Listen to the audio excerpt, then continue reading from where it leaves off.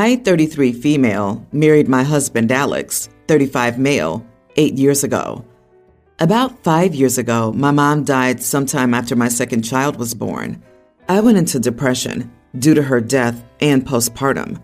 We stayed at my mom's house for about 6 months with my sister, Sally, 28. Alex and Sally helped me a lot during this time and got me out of that dark phase. Things eventually got better, and we came back home. About 2 years ago, we had our anniversary, and we decided to celebrate at home. Sally came too. However, towards the end of the party, I saw Alex and Sally arguing, and then she abruptly left. When I asked him, he broke down and told me he had an affair with Sally. Basically, when I was in depression, he was so lonely and didn't know how to make things better. I became like a shell of a person, and he felt helpless seeing me like that. Then Sally came and comforted him. They would share their feelings with each other and became each other's emotional support. This led to an emotional affair that turned physical after Sally kissed him. However, after Sally asked him to divorce me, he realized his mistake, freaked out, and just ghosted her. After the party, Sally was angry for not leaving me and accused him of using her and throwing her away. He had a breakdown and kept on apologizing. I asked him to leave and that we would get a divorce. He left eventually, and we were separated for quite some time. I confronted Sally, who started crying and wanted to explain, but I just cut the call and went no contact. However, during this time, my kids would cry for their dad, and my oldest would constantly ask for him. Also, since I'm working, it's almost impossible for me to take care of them alone at the same time. Also, divorce seemed like a bad idea financially. Most importantly, Alex is a great dad, and I could not see my kids in pain, so I decided not to get divorced. In reality, I've not forgiven him and would leave after the kids are grown up or if the kids feel unhappy. For now, we're working efficiently as parents, and the kids are back to being normal and happy. A few days ago, Sally asked to meet through a mutual friend. Upon meeting, she said she was sorry and that she was getting married. She asked me to forget the past and be a family again. She even asked me to be the bridesmaid. I honestly laughed at her face and left.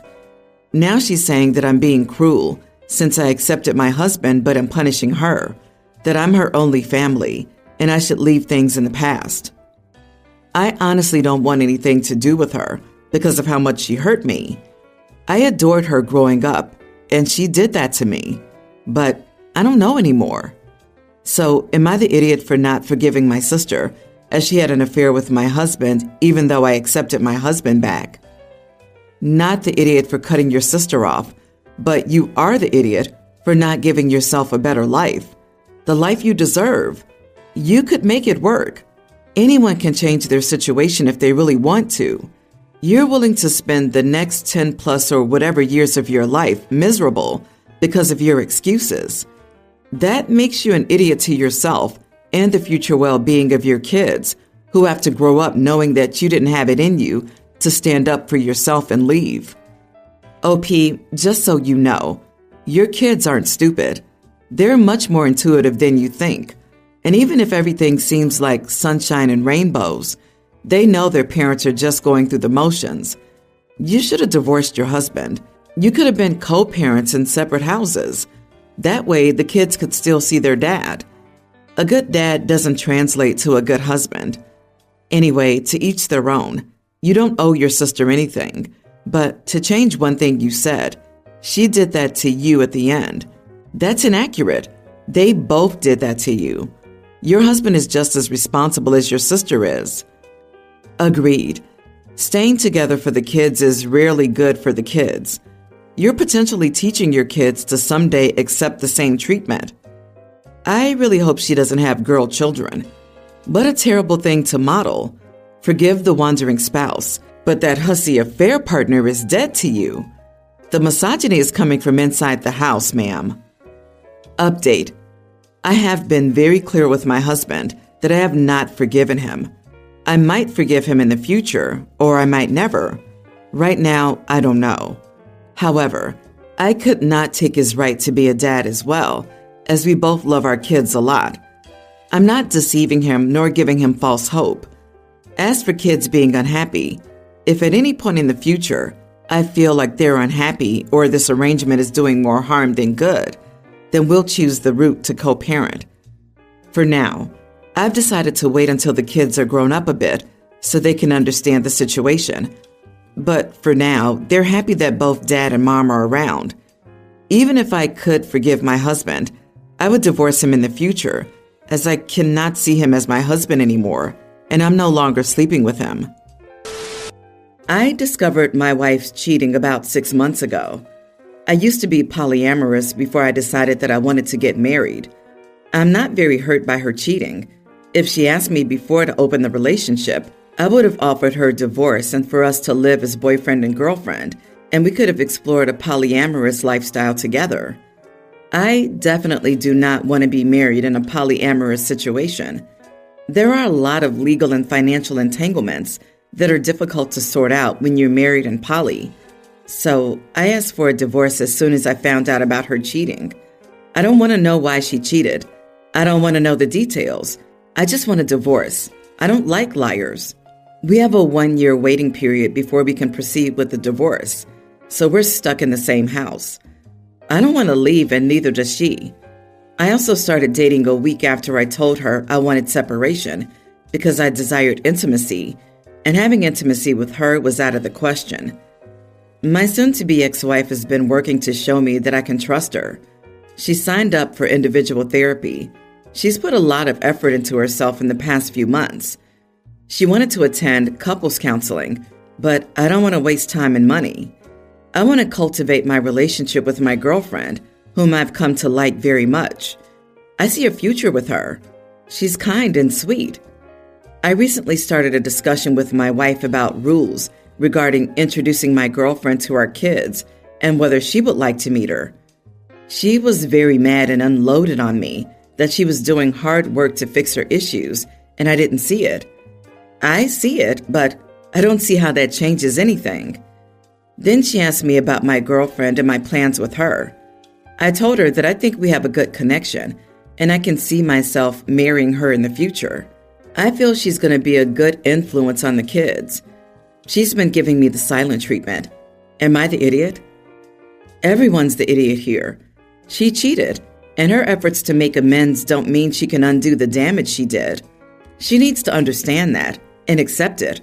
But dude, 6 months into a separation and 5 months, 3 weeks into a new relationship is way too soon to be thinking about introducing your new girlfriend to the kids.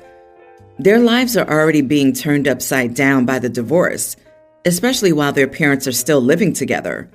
Seriously, WTF? You don't have to protect your ex's feelings, though while you're living together and co-parenting, you could probably be a little less hurtful. Still, you do need to put your kids ahead of yourself.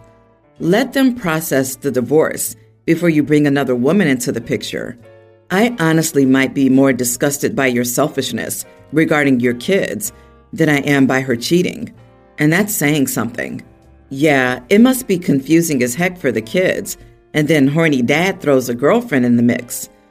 Like so many cheaters, she's realized she's imperiled her good thing and is trying desperately to get that security back.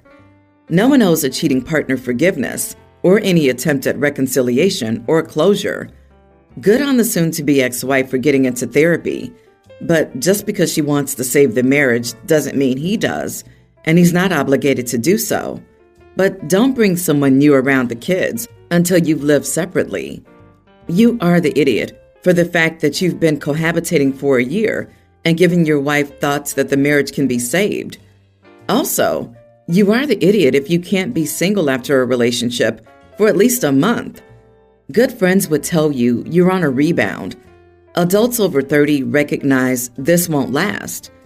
For someone who wasn't hurt, OP sure is acting like someone compulsively trying to fill a void. Either that or OP was done with this relationship and was just waiting for something like this to have an excuse to get out. My daughter, 28, and I, 56 female, have a tough relationship. I take the blame for all of this. When she told me she was a lesbian, I didn't react well. I didn't kick her out of the house or do anything else, but I said terrible things. Our wonderful relationship turned into barely talking. My husband woke me up 2 years after she came out. I started trying to improve my thoughts and prejudices and understand all of this better. Still, our relationship was already severely damaged because of me. I apologized to her for the things I said. We had a heart-to-heart conversation, and she was very sincere in saying that when she left the house, she would cut off contact with me because, despite accepting my apology, she no longer trusted me as someone she wanted around. I accepted this, and she cut off 95% of contact with me after going to college. I tried to get closer or go to therapy together, but she refused, so I respected it. We had contact when my husband was alive because she attended the end-of-year parties. Still, after he passed away 3 years ago, we talked 3 times. She didn't want to talk, and I respected that because I was aware of what I did. 2 weeks ago, I was in a car accident, and I broke 2 ribs in my arm and had several scratches on my body. It was nothing too serious.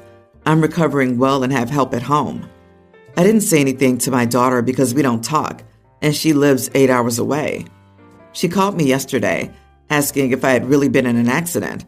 When I confirmed, she started to argue with me, saying I shouldn't learn this kind of thing from my cousin, but from you. I was honest here and said that we hadn't talked in months, almost a year. I respected what she asked, and I thought this was a topic she wasn't interested in. She started to say that even though we didn't talk, I had to tell her this type of information because she was my daughter and the only immediate family, and not hide it from her. She's upset with me, but today I received a bag from the pharmacy with pain medication and other things from her. I'm feeling bad, but I'm also doing what she asked, which is that we have no contact. Am I the idiot? Yeah, ignoring everything in the past here and judging on the present is not the idiot. She's the one who maintained a no-contact relationship. You've respected her wishes for years and kept your distance at her request. It's ridiculous for her to scold you for doing as she requested. You can't be faulted for respecting her wishes. She can't change the rules and then play the victim after the fact. It sounds like there's no winning for you here. You're darned if you do, darned if you don't. She's going to be upset whether you contact her after being told not to, or if you didn't contact her. You're not a mind reader to determine what contact is acceptable for her, depending on what rules she's established that day. It's possible the daughter got a real scare after the accident and is now regretting how much distance there is in the relationship. She's not expressing it well if that is the case, or she's only upset because she heard about it from her cousin and was embarrassed that she didn't know something important about her mother. Exactly. The daughter realized she looked bad to the family when her cousin told her about the accident. Send her a thank you note for thinking about you. Tell her that if you have another accident, you will tell her. Then it's up to her to get back in contact. Do not expect much, though. You might have made a mistake, but her behavior is just as bad. My wife and I have a toddler son who she watches as a stay-at-home mother. I run my own dental practice, and because of this, I'm able to afford to keep her as a stay-at-home mom. She and I were not together very long before she got pregnant, and I had her move in after only about a year of seeing each other. We were married exactly a week after Landon was born. Since then, she hasn't been the best. I'll frequently come home to a messy house, our son unbathed, laundry not done, and dinner not cooked. I've brought this up on multiple occasions, and she says Landon is a handful and she doesn't have time to accomplish all these duties. Landon is always a piece of cake to deal with when I'm home, as well as on the weekends, so I never really believed her, but I didn't want to get into a fight. Well, last night she went out of state to visit her mother, who's in hospice. I've never met her and they've been estranged for years, so my wife and I decided it would be better to stay home with Landon while she's gone. I took off work to watch Landon. It's been the easiest week of my life since high school. I did the math, and changing diapers averaged 20 minutes a day. Cooking all meals took 40. Loading the dishwasher took 10. Giving him a bath was about 30 minutes apiece. and cleaning took me about 25 minutes a day. He was so well behaved. We had the best time playing around, and I only spent about 1.5 hours doing actual work. I'm honestly upset at this revelation that my wife does nothing all day while I work to provide for her and Landon. She gets back tomorrow, and frankly, once she's over her mother, I'm planning on telling her, after living in her shoes for a week, I need her to step up to the plate because the amount of effort she's been putting in is unacceptable. If she doesn't do it, I'll have to leave her because I don't like feeling like I'm taking care of 2 children. She's a bit younger than me. She's 27 while I'm 33, but she's used goods. Most successful men don't want a woman with a kid from another man. I understand she hasn't grown into more mature habits, but I feel like once you become a mother who gets to stay at home and be provided for, you should at least hold up your end of the deal. So, am I the idiot for telling my wife she needs to do better? She's used goods? LOL. Grow up, idiot. No wonder your place is a mess. She's probably depressed being with you. Do her a favor and divorce her. I hope your wife gets with an actual doctor for logical reasons. Dude, you only took 40 minutes to cook 3 meals? The math isn't mathing. What did you eat? Cereal and sandwiches? Don't worry. Most men do not think she's used goods, so she would be just fine. You, on the other hand, would definitely find trouble, considering what you're like. LOL. I can't believe you just posted that about the woman you promised to spend your life with. Ha ha ha. She's 27 and has 1 child.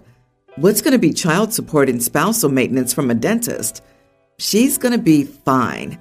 By the way, she may be a complete mess because her mom's dying. OP is such a moron. I don't know if, once she's over her mother, is something I'd be inclined to say about someone I loved or even especially liked. I, female 21, have a skin condition called vitiligo, and despite it now covering more than half of my body, I've come to accept it. I also have pretty distinct scars. They're not really nice looking, but it's whatever. I don't cover any of that up. I'm happy with how I look, and I don't want to hide a part of me. But that brings me to the wedding party in question. My cousin Dan, 27, is marrying Laura, 26. I've befriended her through Dan. She was always nice and didn't fuss about how I looked. That said, when she asked me to be her bridesmaid and I accepted, she asked if I could cover the scars up. I admit I wasn't too happy, but they can be an eyesore, so I agreed. That was last autumn. A few weeks ago, she extended the request to cover up the skin condition, which would mean 2 things. Either I would wear a completely different dress or attire than I already bought and other bridesmaids had, or I would wear 60% concealing cream for the day. For everyone there, that would just make me stand out more and make Laura blatantly look bad, in my opinion. Why is she wearing a suit?